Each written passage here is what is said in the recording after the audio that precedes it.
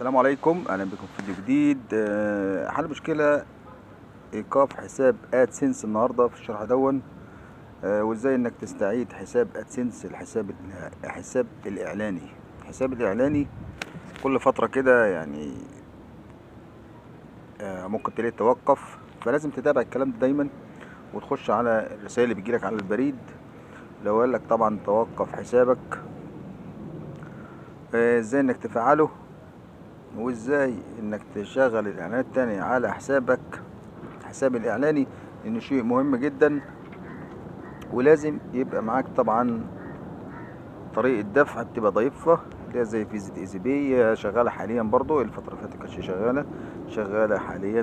تقدر تربطها بحسابك الاعلاني او حساب الباي بال والحسابات دي كلها. هو شيء ضروري انك يبقى معاك فيزا ايزي بي اول خطوة، وتربطها بحسابك الاعلاني.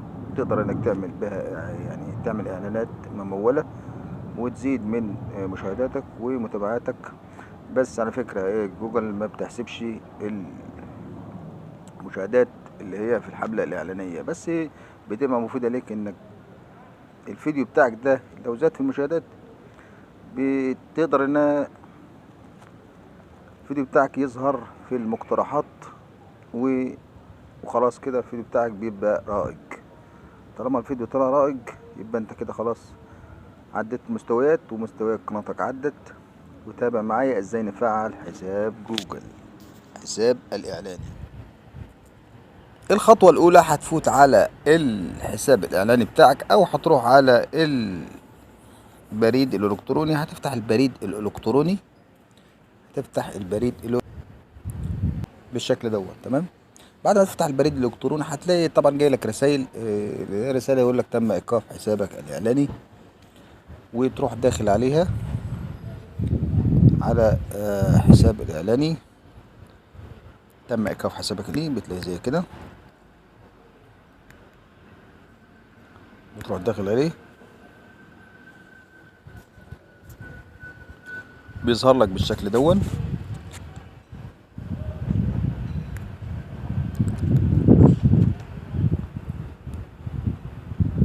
الصفحة تحمل طبعا. انا حساب الاعلاني بيظهر لي بعد ما نخش عليه بالشكل ده، وهنا بيقول لك الحساب الاعلاني فيه غضون 24 ساعة من تاريخ الغاء الحساب.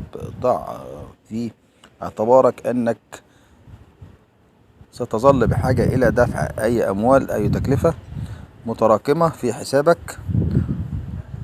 وإذا كانت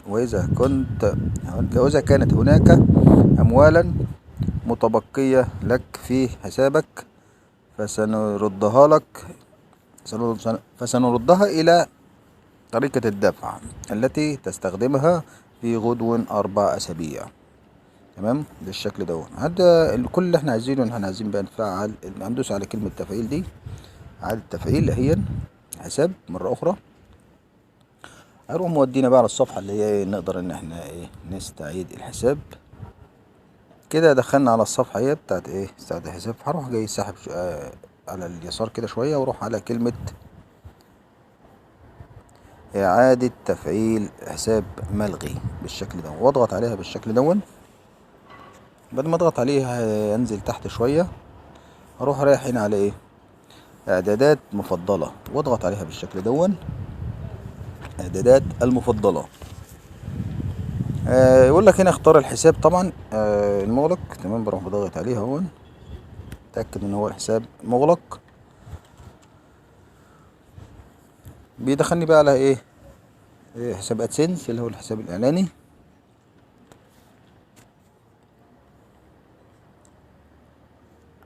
هو كل فتره كده يعني زي ما تقول بيعملوا تحديث، فلازم انه الحساب يعني لو انت ضفت طريقه دفع جديده او كده كل فتره كده لازم تتاكد ان الحساب شغال، علشان لو حصلت نعمل له ايقاف زي كده تقدر انك تفعله تاني بالطريقه دي. وتقدر ان لو انت ان شاء الله اللي محقق الشروط فالاعلان ما يتوقفش عندك. بنزل تحت كده على، طبعا جايب لك كل حاجه الحساب الاعلاني.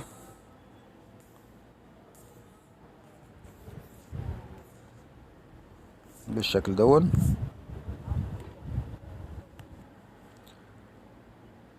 انزل تحت على اعادة تفعيل الحساب مرة اخرى. اعادة تفعيل الحساب هنا كده، بضغط عليها.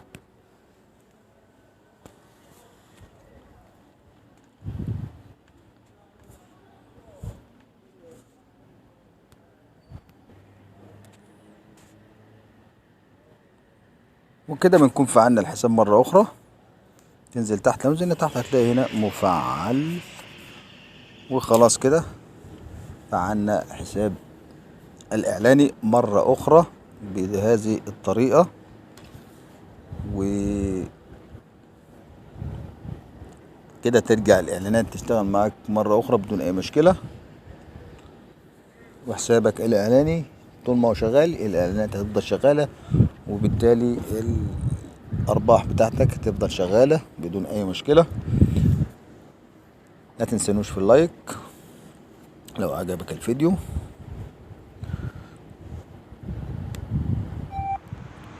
تمنياتنا لكم بالنجاح وبالتوفيق إن شاء الله للجميع. ما تنسوناش طبعا بدعمكم ليصلكم كل فيديوهاتنا الجديدة. نلقاكم على خير في فيديو قادم. السلام عليكم ورحمة الله وبركاته. لا تنسوا الاعجاب بالفيديو والاشتراك في القناة.